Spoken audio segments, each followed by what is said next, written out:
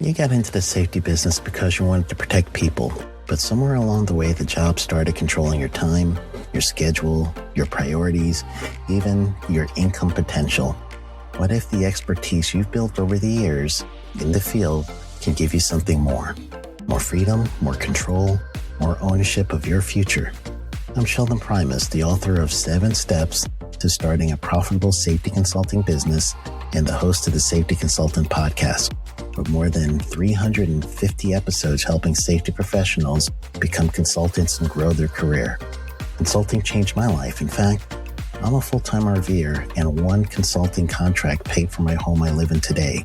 Now, I help safety professionals build their own consulting practice through bi-weekly coaching calls, accountability, and personal guidance. But this program isn't for everyone. Start with the Consultant Readiness Audit at sheldon.coach. What if everything we thought we knew about safety was just interference? From the host of the Rated R Safety Show and the founder of Safety FM comes the complete Signal Transmission Trilogy, now available in one powerful edition. Safety, in my opinion, the book that started the conversation. Safety Mutation, where the boundaries of culture, systems, and belief begin to break. And now, Safety Transmission, the final piece of the signal. For the first time, all 3 books are together in one volume. The Signal Transmission Trilogy, Complete Edition. This isn't just about compliance. It's about consciousness. It's about decoding the way we think, lead, and live, inside and outside the system. Whether you've been following the signal since the beginning or you're just now tuning in, this is the version to own. Search Signal Trilogy on Amazon or visit safetyfm.com to get your copy now.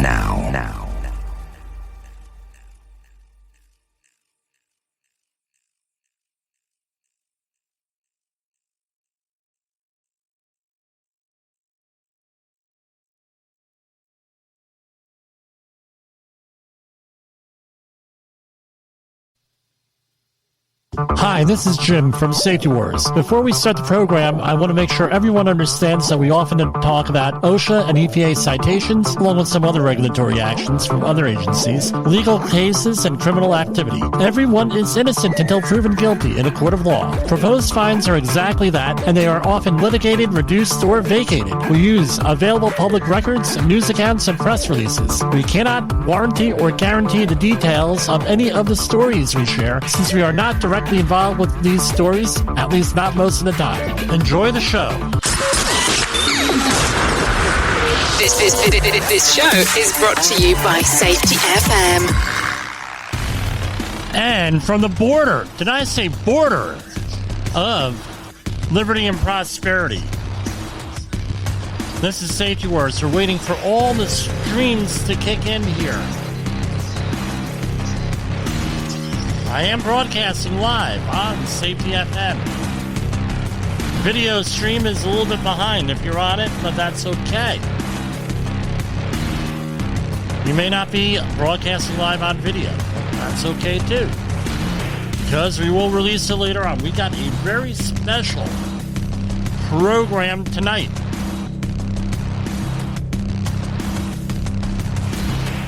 Now you got all this equipment. You got QG connection, you got fiber optic, you got this, you got that. Still slow.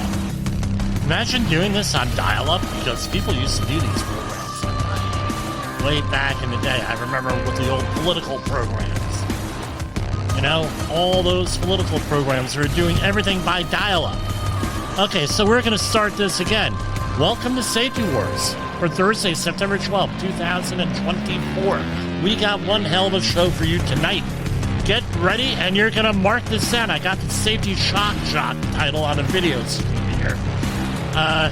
Basically, we are talking about September 11th. I know, but it's September 12th, Jim. That's okay.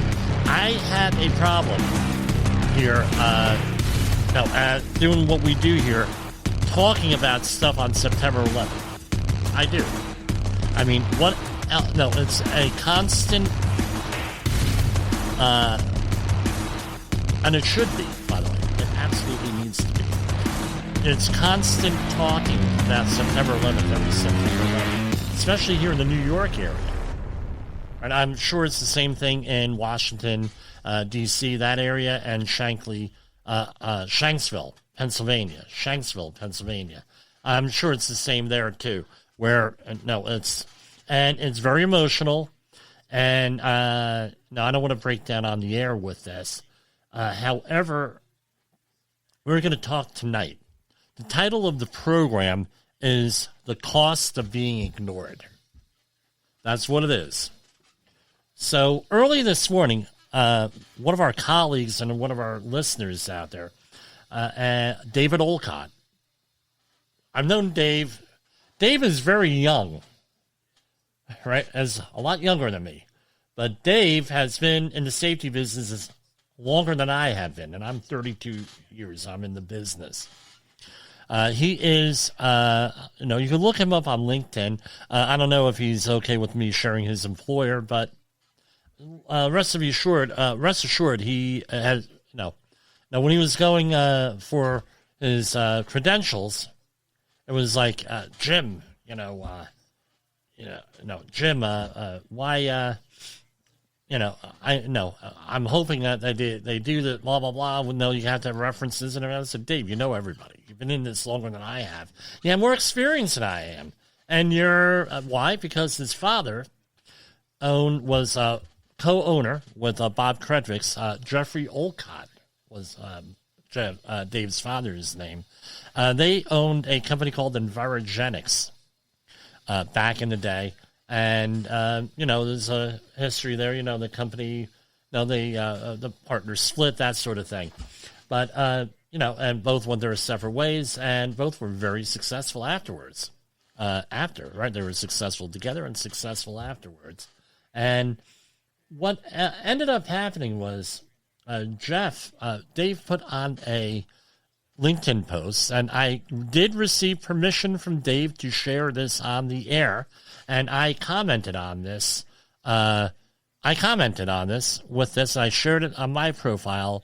Jim Posel, P as in Peter, O-E-S as in Sam, L as in Larry, just like it says on the screen. Dave's brother Jeff also shared this. I don't know about his other family members. 23 years ago, Dad went to work for the last time as a man I used to know. Before our lives changed forever.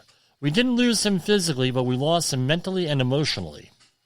9/11/2001 would be the beginning of the end for this great man who suffered from and ultimately succumbed to PTSD in the years that would follow. And he includes a photo of Jeff. This is a photo of Dad with a bunch of FDNY firefighters and EMTs that he spent weeks with on top of the rubble piles and who became friends of his. He was proud of what he did on 9/11 and the weeks and months following, but it destroyed him. Hashtag never forget him, the first responders, those thousands of lives lost forever, or the families and friends that live with only a memory now. I'm going to include the hashtags here.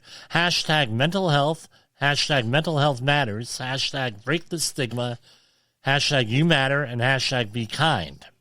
And there are many different comments here. And I said, I'm thinking on the way in to work, I had read this before I left for work this morning to one of my projects. And I had, I said, I got to really respond to this because I'm not aware if Dave knows or his family knows a little bit more context that Jeff had shared with me after 9/11 here. But this is true. Oftentimes I share stories. I leave out names. I leave out companies. I might change the things a little bit just so we don't necessarily identify people. But everything I share is true here. And if it's a parody, it's a parody or anything. But this is absolutely true and very serious here. I thought it was important that we add some context here. Jeff was one of three safety people Jimmy, personally knew who spoke to EPA Administrator Christine Todd Whitman about the dangers of the World Trade Center dust in the first week after 9/11. So this happened on a Tuesday, as I recall, and he had been there Tuesday afternoon with a truckload of stuff, PPE, and they were staging over at the Liberty State Park. If you're not from the area, that is right behind the Statue of Liberty and Ellis Island in Jersey City. That was one of the staging areas. So they had spoken to Christine Todd Whitman, who was at the time the administrator of the EPA, and several other officials. All three people, and I do know so three people I know spoke, all three people were ignored because the official policy in the United States was to get people back working, and there were other political considerations. Had the emergency managers, who no doubt had the same experience and similar credentials as Jeff, trusted established science and practices, we likely would have had many fewer long-term deaths. A lot of suffering needlessly. We had this conversation, Jeff and I, before his death, and the fact that people were ignored, and this led to so much more suffering than was necessary, and it's also led to, in part, his PTSD. He was having issues. We didn't talk about it 23 years ago like we do today, right? But I would label it as PTSD. Some would label it as terrorism stress syndrome. It's been labeled also with that. That was another friend of the program, Dr. Carol Lieberman. I don't know if she's still on the air, but I've spoken to her a couple of times on this. I could go on and on with implications of what happened being felt today in many related issues, including COVID-19 policy. I did not on LinkedIn, but I'm going to say it right now. The costs of being ignored. How many of us, as safety professionals, have been ignored? And it leads to bad consequences. Think about it. What leads to horrible consequences. We're in a workplace, you see a hazard, right? Causes maybe chemical exposure. By the way, we do know that there's about 50,000 people a year die from chemical exposures in the workplace that are not really recorded. They're going off of models. That's not my numbers. Those are the OSHA's numbers. 50,000. Another 5,000, give or take, are from our regular OSHA 300 log reports. So that's like one Vietnam War every year because of industrial hygiene exposures. Think about it. All right? Not my numbers, their numbers. How many times do you see someone without a respirator on when they should be wearing a respirator? Or maybe they're wearing it improperly. How many times do we have construction managers, environmental managers, healthcare managers? Maybe you work in a hospital. You bring a safety issue to you. You're a safety professional, or at least someone who's concerned about safety. And what happens? They ignore you. Oh, it's not that bad. Oh, come on, you're making a big deal over this. Blah, blah, blah, blah, blah. And it gets ignored. There's a price to that. The first time I presented, one of my signature presentations is pushback strategies faced by health and safety professionals. I presented it at Rutgers for the outreach training. Right, we have to be recertified, and by the way, next week I'm being recertified, Texas A&M, for general industry outreach training. So I don't know if I'll be here live, but I intend to be here. Essentially, we go and we get ignored. Here, I gave this speech, and let me get back, and there was not. I had one person weeping. I had one person say he's wounded by the career choice he made in safety because we get ignored. Here we have them ignoring, and then there is a solution to this. We're going to get to it at the end, unless I go off the rails here. We get ignored. Majority of us. If you're working in a working environment, we're not ignored. Pray to what God you believe in and thank him or her. All right? So what did we end up from people being ignored on that day about how bad the air was? And this is 1 week after, right? Like Monday, finally, when things calmed down, right? They were able to sit down and regroup, and it was obviously no longer a rescue operation. It was a recovery operation. But they were, again, anybody knew that, well, we got to keep up hope for the American public. We got to, rather than be honest with them. Right? Now, you're going to say, well, Jim, context, I had one person get pissed off at me one time talking about well, you weren't there. Well, okay, great, I wasn't there. And you're playing Monday morning quarterback and all these vices. I said, any first-year safety professional who's ever collected an air sample knows this. If you took 40-hour HAZWOPER training, you know this. And remember, back in the day, this was all done in person. It wasn't done online where you could sit back and sleep. Everyone knew this. And guess what? They were ignored. So there's a, right, with that. How many people died on 9/11? 2,977 souls died. We talk about them.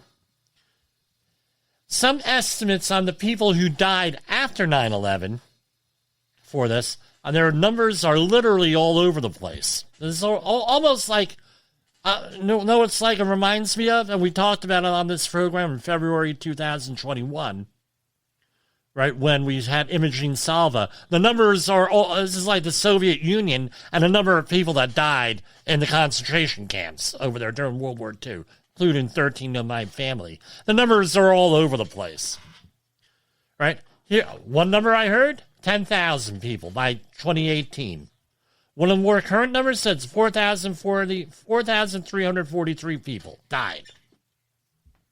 So from the 9/11 related cancers. Right, a couple years ago they said, well, it's over 3,000. I got it written here. Again, ignored. Now, let's put this into context. You're a highly credentialed, highly experienced safety professional. Graduated with honors from a master's program in toxicology, I believe it was. I might be wrong. Might have been occupational safety and health from Quinnipiac University, right up here in Massachusetts. Or no, Connecticut. All right. Certified industrial hygienist, registered environmental manager. Brilliant guy. By all accounts, and my experience, brilliant. All right? Explains this, and unlike me, he explained things very bluntly and succinctly. He was like Jay Allen. Very bluntly and succinctly and effectively. Extremely effective communicator. And he gets ignored. Then people start dying afterwards. 9/11 related cancers. Right? Basically, now all these chemicals, I forget the number exactly, way over 1,000, maybe closer to 2,000. Chemicals in the smoke and the dust and the asbestos and the concrete dust and the lime in there and everything else that goes into that now we have a very low exposure limit for right now, today, in the last several years. Curing in your lungs, irritating your lungs. People, all different kinds of breathing issues. You get Congress in there that were saying, well, nobody should get covered by this. Tough luck. A lot of senators and congressmen, not from the New York area. They wanted this to go along, but but a bill eventually was passed.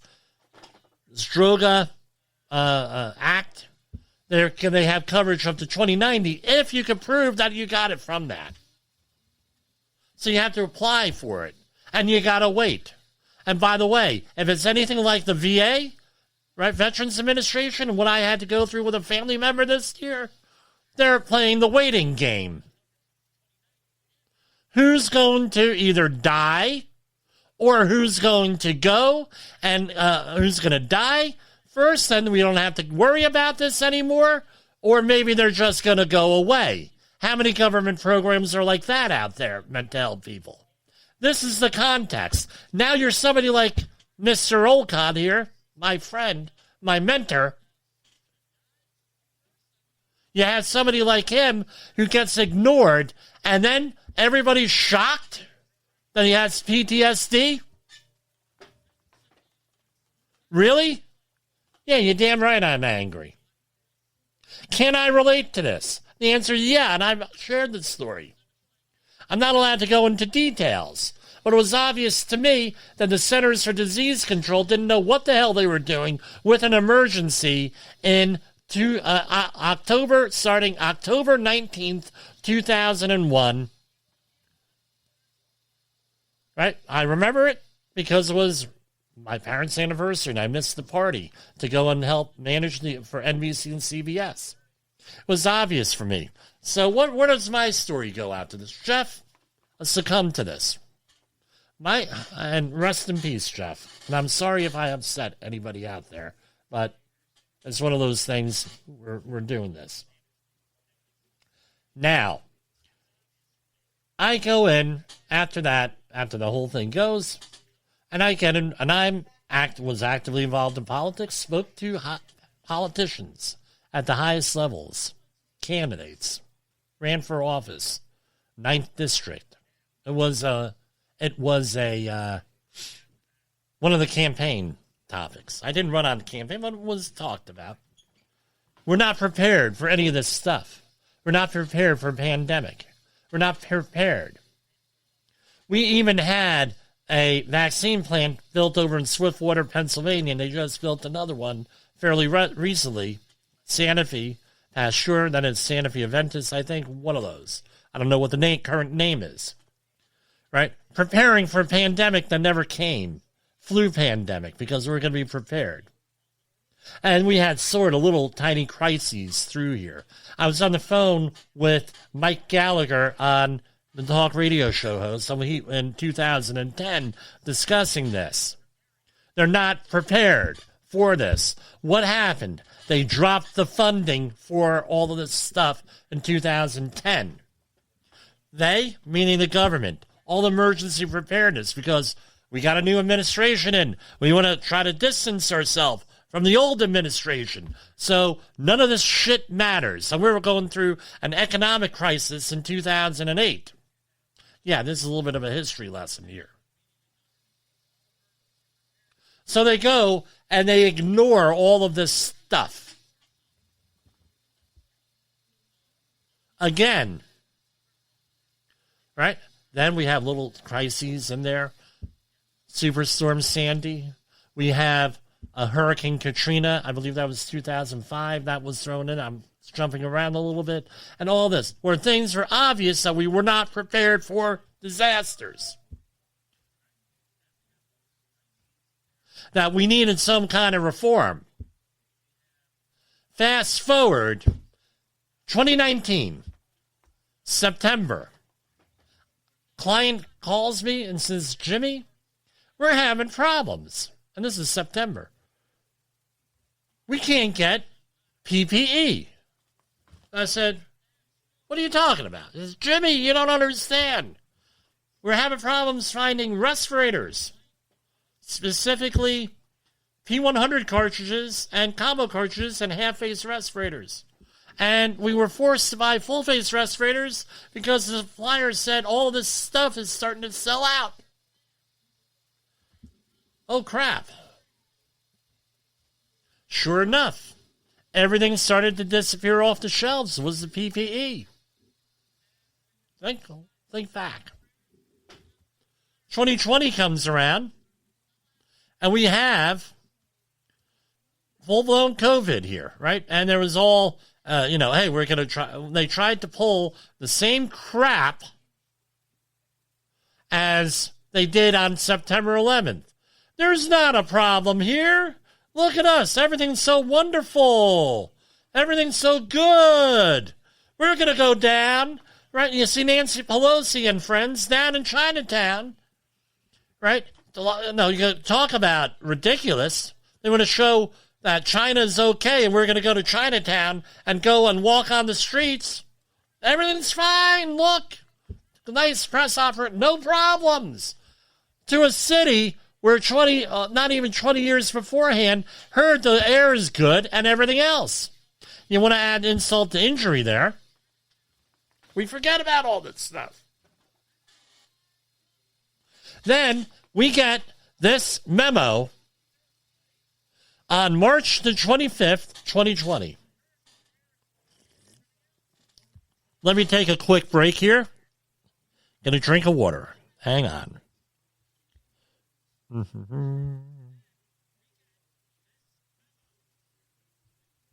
Have you listened or watched the Safety War Show? It does stream live on the radio and on the streamer-emers that we have.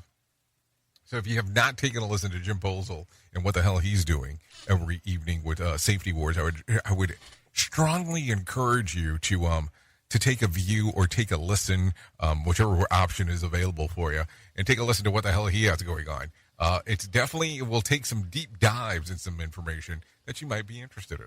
OSHA recordables, catastrophic losses, environmental disasters. You want answers? So do I. This is Jim Posel with Safety Wars. That's my daddy! From the front lines of the safety war, it's Safety Wars, with your host, Jim Posel on Safety FM. Get ready to face the harsh reality. Yeah, we're facing harsh reality tonight. Because we're going to link all this stuff together. Right? So what do we talk about? We talked about Jeff Olcott. We talked about the anthrax cleanups. We talked about 9/11, the big one. Now we're on to COVID, right? And all these little other disasters all through here, Katrina and everything. Now we're on to COVID. So in case you didn't hear, Andrew Cuomo, the former governor of New York, who apparently doesn't have a friend in Congress, is being, questioned, and that was negotiated and everything else. So it comes down to this. We have a program way back in the beginning of our show, way back, March 2021, called On Gaslighting. Go look up the program. All right? Here you go. This is the memo. March 25th, 2020. 2. Nursing home administrators, directors of nursing and hospital discharge planners. Let's see if the audio will get screwed up. I'll share this image right now. Hang on. Here, we're going to share it right here. Oh, okay. Doesn't sound like the audio is fouled up. Nursing home administrators, directors of nursing, and hospital discharge planners from the New York State Department of Health. Advisory. Hospital discharges and admissions to nursing homes. Please distribute immediately to nursing home administrators, directors of nursing, directors of social work, hospital discharge planners. Okay, great. COVID-19 has been detected in multiple communities throughout New York State. There is an urgent need to expand hospital capacity in New York State to be able to meet the demand for patients with COVID-19 requiring acute care. As a result, this directive is being issued to clarify expectations of nursing homes receiving residents returning from hospitalizations for nursing homes accepting new admissions. Hospital discharge planning staff and nursing homes should carefully review this guidance. I think that this is going to be yanked off the website tonight after this. All right? Directly involved in resident admission transfer. Okay, great. During this global health emergency, all nursing homes must comply with the expedited receipt of residents returning from hospitals to nursing homes. residents are deemed appropriate for return to a nursing home upon a determination by the hospital physician or designee that the resident is medically stable. Now, we talked about this memo. What the hell does medically stable mean?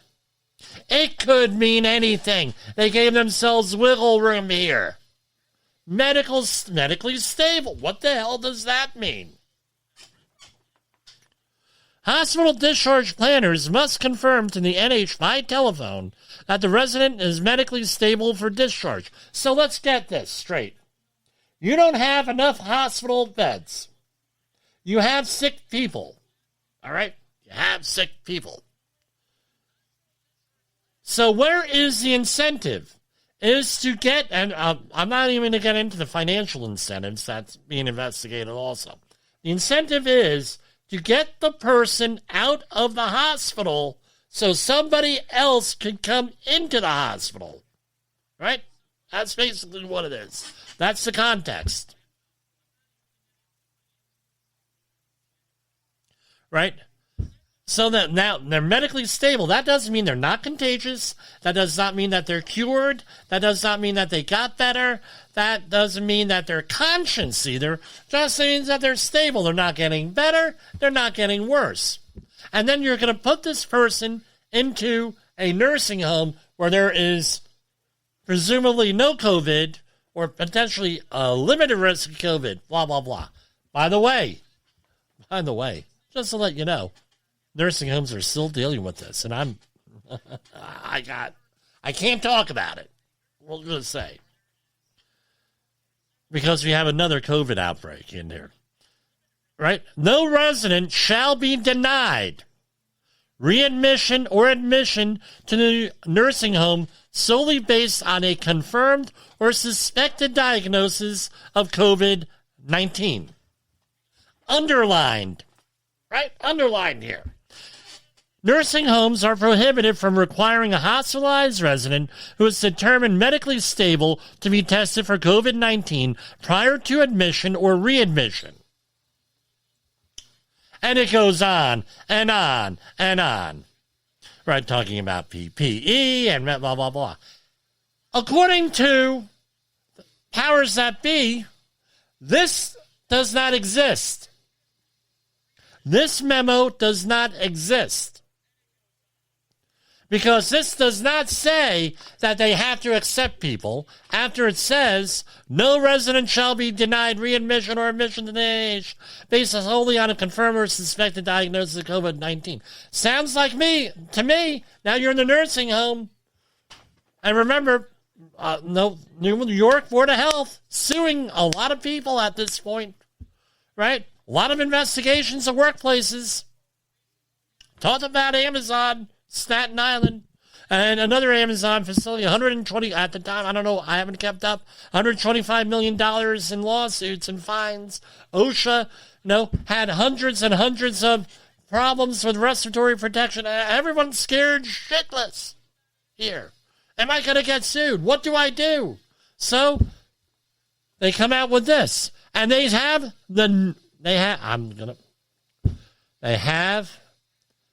intestinal fortitude and the gonads to tell us that this doesn't exist, that they never said that. What was the result? And on top of that, just like with the Uniform Crime Victim Reporting Survey that was talked about lately in the news the last 2 weeks, everything's self-reported. And crime is looking good. But the cities that are reporting stuff, that things are getting better, change their reporting criteria. And they change what's a crime and what they're going to prosecute. So therefore, crime is getting better because there's fewer prosecutions. And they're classifying things different, all self-serving. Purely but crime is getting better. Again, and they tried this for the administration. Well, allegedly, this is what they're being accused of. They're accused of concealing the deaths of 4,100 people in nursing homes, so it doesn't look so bad. Total of today, they estimate 17,000 plus people dead in nursing homes. All right? By the way, you think that this hasn't impacted my family? I had a cousin in a nursing home, had massive health issues before COVID. She got COVID in a nursing home and succumbed to it in January of this year. Complications from COVID. All right? By the way, my father was one of the first people in New Jersey to get COVID from a medical facility. Thankfully, he recovered. He died 2022. Got COVID January 2020 before there was any testing or anything widely available. So, again, now we're going to circle around, put this all together. What's the one common thread in all of this? Come on, we talked about it. I released a video on this earlier. We released a video on this earlier this week on the Cliffwood Beach. And that was another one. Cliffwood Beach, New Jersey, Morgan-Serville. Sovereign immunity. Nobody's in charge and no one's responsible for anything. Not responsible. You can bet your rear end that if the emergency managers who knew that this was going into from a rescue to a recovery situation on the weekend after September 11th, if they knew that their ass would be thrown in jail or there would be criminal penalties, I think that they would act differently. If we had a more aggressive accountability system on this whole World Trade Center cleanup, and I understand pain for pain, we have systems, and we have human organizational performance. I get it. Believe me, I get it better than most people. I get it. But maybe if we could just say, hey, let's try to look into this, like Tom Keene on the 9/11 Commission, Governor Tom Keene from New Jersey, who I met, very nice guy.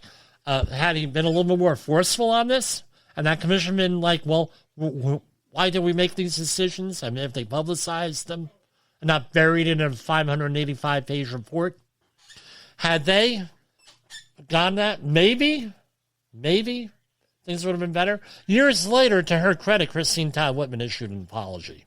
To her credit. With this. So, I'll give that to her. She issued an apology on this. But maybe if she was held accountable, maybe the emergency managers with Katrina, had they been, and the local people, had they said, look, we made a mistake, we've done this, blah, blah, blah, blah, blah, held a little bit accountable, maybe this might not have happened. Maybe in 2010, when the budget was approved, and they stopped with the masks, right, and all the other emergency supplies, so when we really needed them during COVID, everything was expired. Maybe if they were held a little bit accountable, people who made those decisions, who voted for that, maybe we wouldn't have had, leading on to more disasters, Superstorm Sandy in 2012. That way that was managing the problems. And maybe if we would have fixed those problems, maybe, okay, we don't hold people accountable. But we can say, damn it, we're going to fix these problems so we don't, this doesn't happen again. Maybe that would have been a great thing. Maybe, I tried. People ignored me. And that's on my conscience. I have to live with that, with all this stuff over the years. That's why we have the show here, Safety Wars, so we can go into this. And perhaps we wouldn't have had we known, there was a system in place to scrutinize these decisions and everything else, and maybe if they would have listened to people like me, this might not have happened. With COVID-19, we would have been able to manage this better with this, rather than everybody trying to get the glory. Perhaps we would not have had 1.2 million deaths in the United States alone, and we do know And that is underestimated by a lot at this point because the stuff's not being reported like it was. We have, number one. Number two is that we have better ways of managing these things, and we have vaccinations regardless of your thing. And then worldwide, 7 million people. But this is an ongoing theme. No accountability. No one in charge going throughout this whole thing. All right. This is this is what's going on and on and on and on here. And there are no angels. There are no saints in this whole situation with emergency management. Now, what could you do? I'm going to be making this one of our signature programs. I'm going to edit this. I want you to go out there and share it. Share it with your congressman or congresswoman. Share it with your senator. Share it with your emergency managers. Share it with your coworkers. Share it with your safety professionals. If you're a safety professional, share it in your organization. This is the price of being ignored by us, of us being ignored. There are situations like this. What could we do about it? I can think of two things right off the bat. Number one, we have to recognize the problem. We have to recognize the barriers that are working against us, our barriers. We have tomorrow or the next few days, we're going to do pushback faced by safety professionals. And we're also going to do introduction to leadership. If we can become better leaders, we can start to push back on this in a positive way. If we could then go and recognize some of the things that we have to face, then we can better prepare. Third thing, start to integrate human and organizational performance in your organizations. Because right now, we have every project that I go on to, and I have to audit and I have to interact with people, they actually state how much safety people are hated or the negative experiences they've had with safety people. Your influence, you got to learn to influence people in a positive way. We need to become leaders in our society. We need to become leaders in our workplaces. We need to get along with people. And the biggest issue that we have is that we have to have backbone. Now, if you're in the Pomona, New York area, on October 25th, the American Society of Safety Professionals is having their professional development conference right up the road here. I will be presenting there along with some other folks.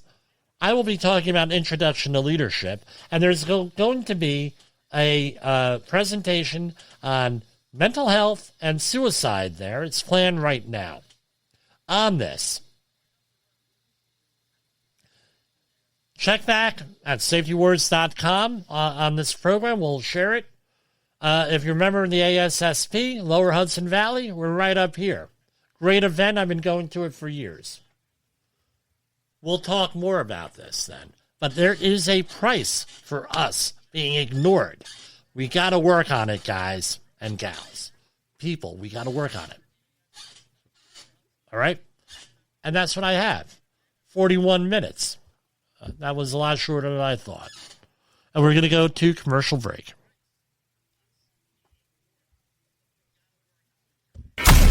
In the professional safety community, communication and planning are just a few keys to your program's success. The question many practitioners have is, where do I start?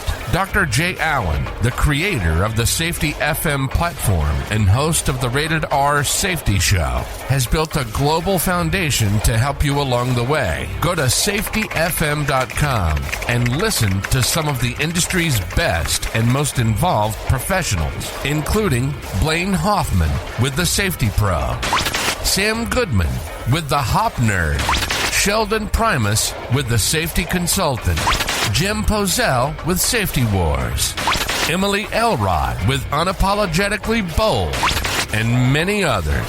As individuals, we can do great things, but as a team, we become amazing. Dial into safetyfm.com today and surround yourself with a powerful force of knowledge and support.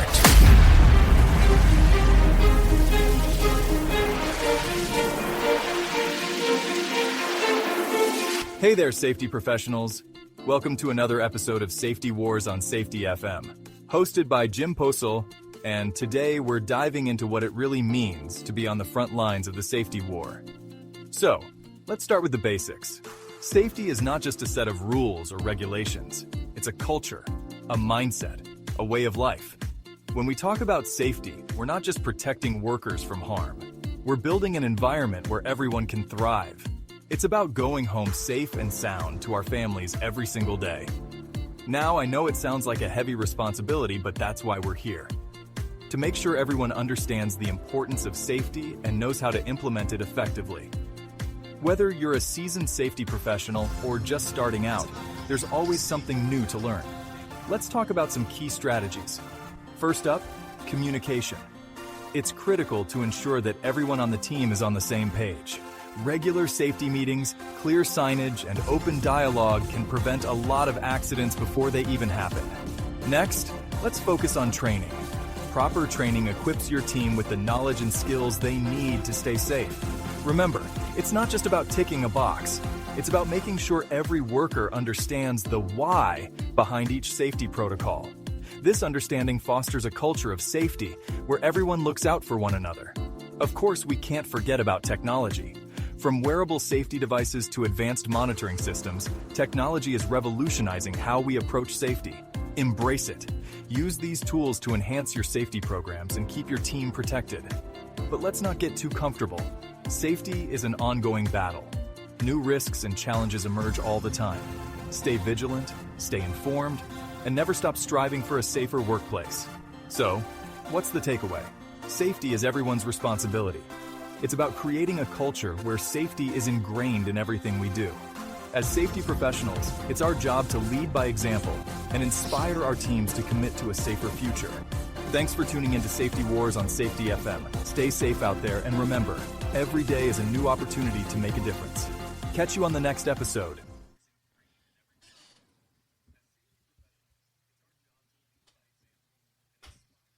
OSHA recordables, catastrophic losses, environmental disasters. You want answers? So do I. This is Jim Posel with Safety Wars. That's my daddy. Yes, Jessica, I am your father.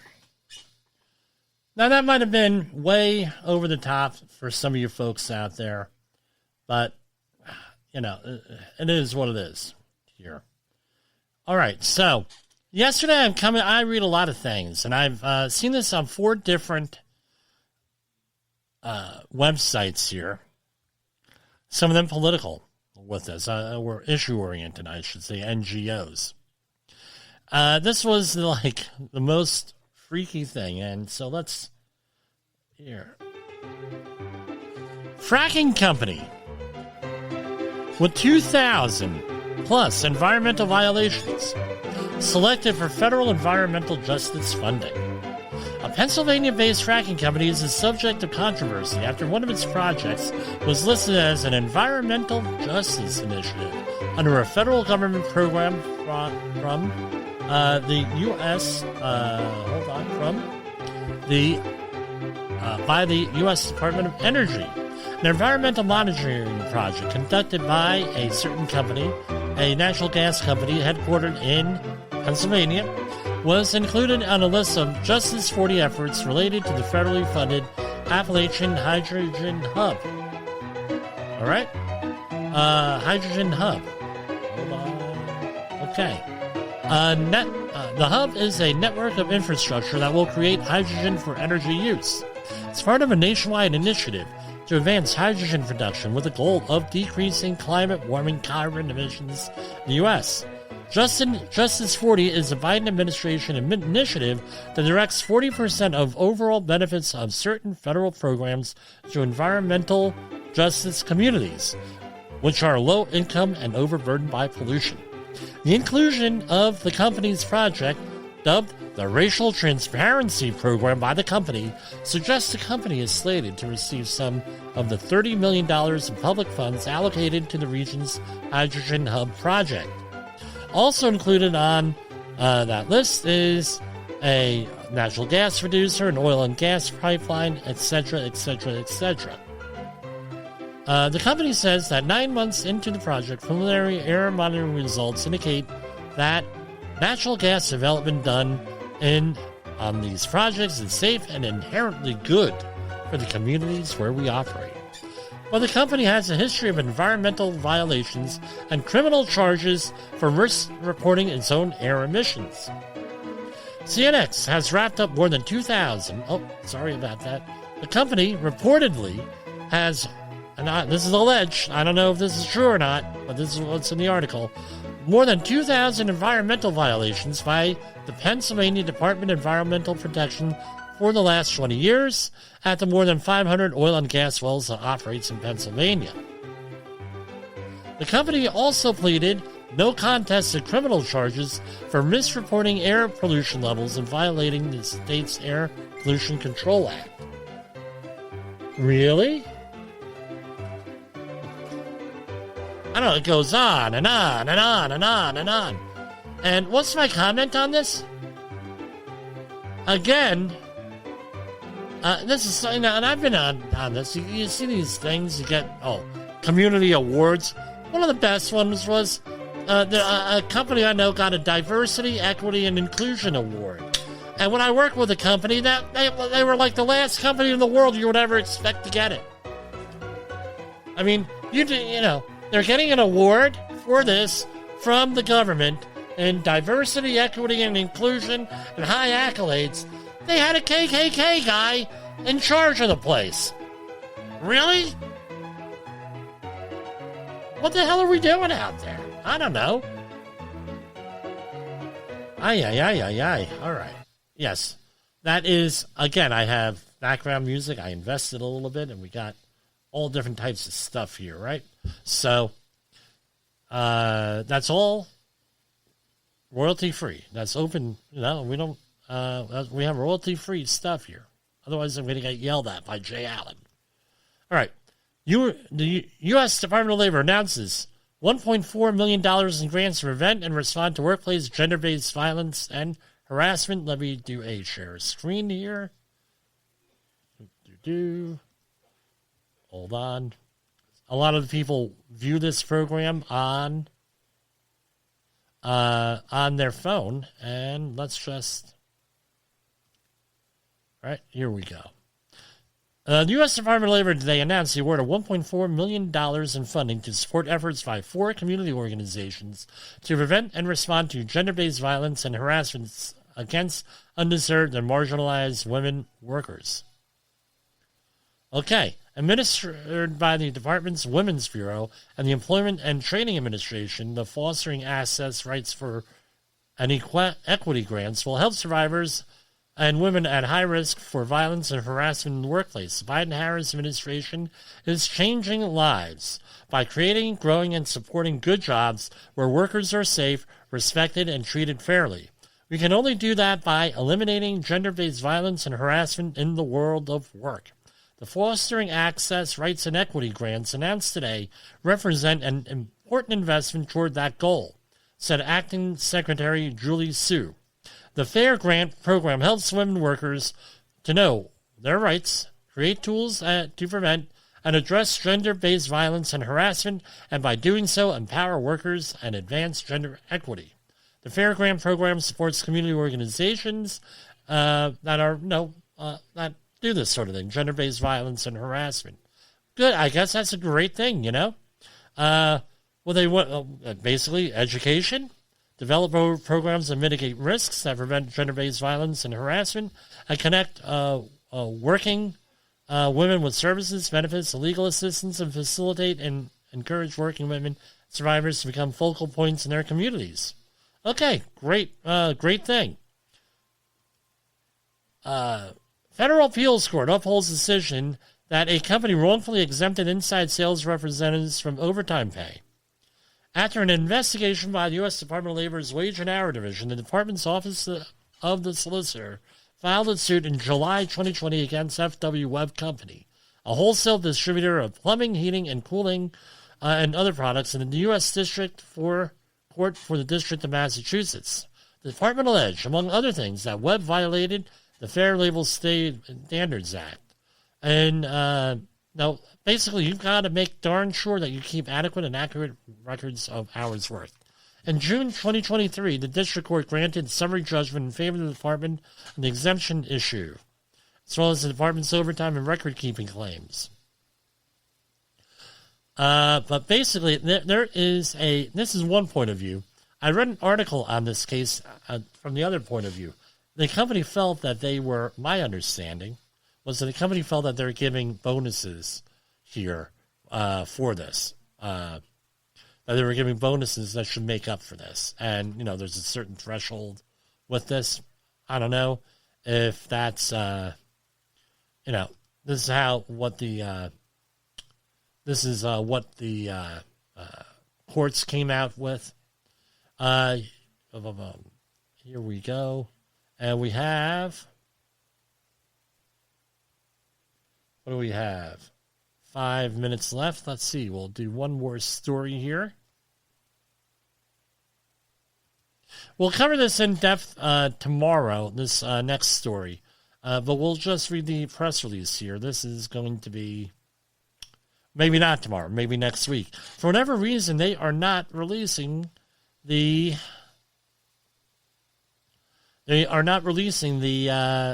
many press releases. I wonder why that is. At least on this stuff. Federal Safety Inspection finds a contractor again failed to protect workers from potentially deadly hazards at home sites. A suburban Madison contractor with a history of federal safety failures, including violations that led to employees' fatal injuries in 2022, has again been found exposing workers to the construction industry's most deadly hazard, falls from elevation. Something like 800 people a year die from that situation, give or take.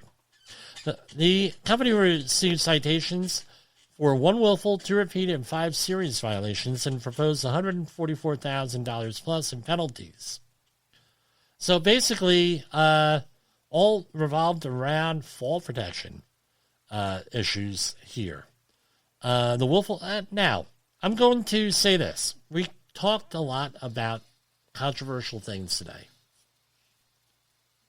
Everyone's innocent till proven guilty, and because we have the concept of sovereign immunity, they'll never see now this stuff will never be litigated or anything else here, right?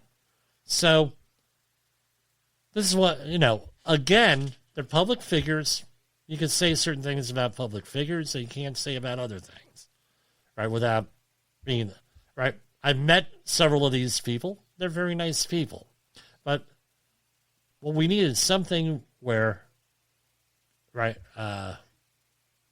we hold the government to the same standard that we're held to as professionals. That's all I'm saying. Right? So everyone's innocent until proven guilty in a court of law. All of these fines and all these penalties and everything else are just that. They're proposed penalties. They get litigated, negotiated, vacated, and everything else with this. So I want to say thank you for the indulgence tonight with this.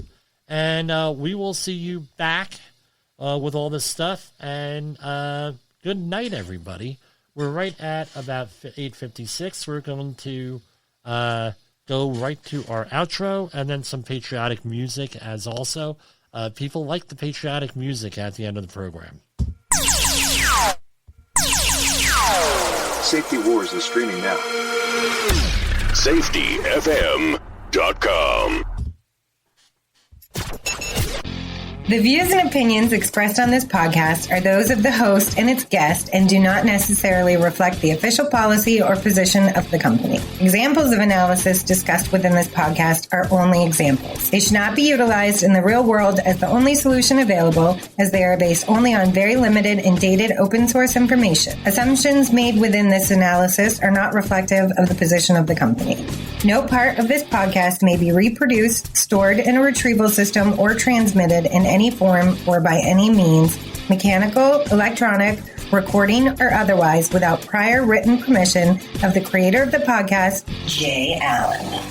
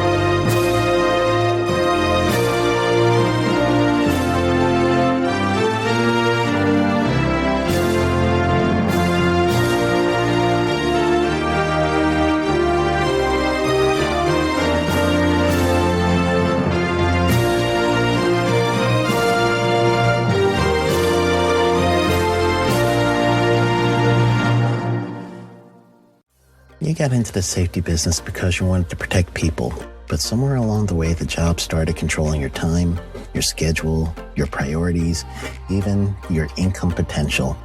What if the expertise you've built over the years in the field can give you something more? More freedom, more control, more ownership of your future.